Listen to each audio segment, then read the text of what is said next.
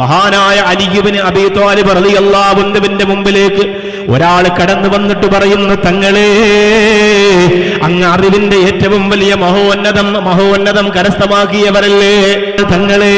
എന്റെ കുടുംബത്തിൽ ഒരു വിഷയത്തിലും എനിക്ക് വിജയം വരുന്നില്ല തങ്ങളെ. എന്ത് കച്ചവടം തുടങ്ങിയാലും പൊട്ടിപ്പോവുകയാണ്, ഏത് കാര്യത്തിനിറങ്ങിയാലും പരാജയപ്പെടുകയാണ്, ഏത് വിഷയത്തിനിറങ്ങിയാലും മനം നിറച്ച ദുഃഖവും സങ്കടവുമായിട്ട് ഞാൻ മടങ്ങുകയാണ് തങ്ങളെ. അതുകൊണ്ട് എന്തെങ്കിലും ഒരു പരിഹാരം തരണമെന്ന്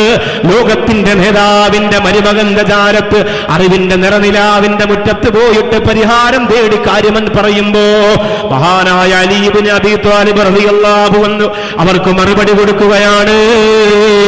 നിന്റെ വീട്ടിന്റെ അകത്തിരുന്ന് ഉമ്മാക്കും വാപ്പാക്കും വേണ്ടി ആത്മാർത്ഥമായിട്ട് നീ ദുആ ചെയ്താൽ നിന്റെ ഈ വിഷയത്തിന് ഏറ്റവും വലിയ പരിഹാരം ഉണ്ടാകുമെന്ന്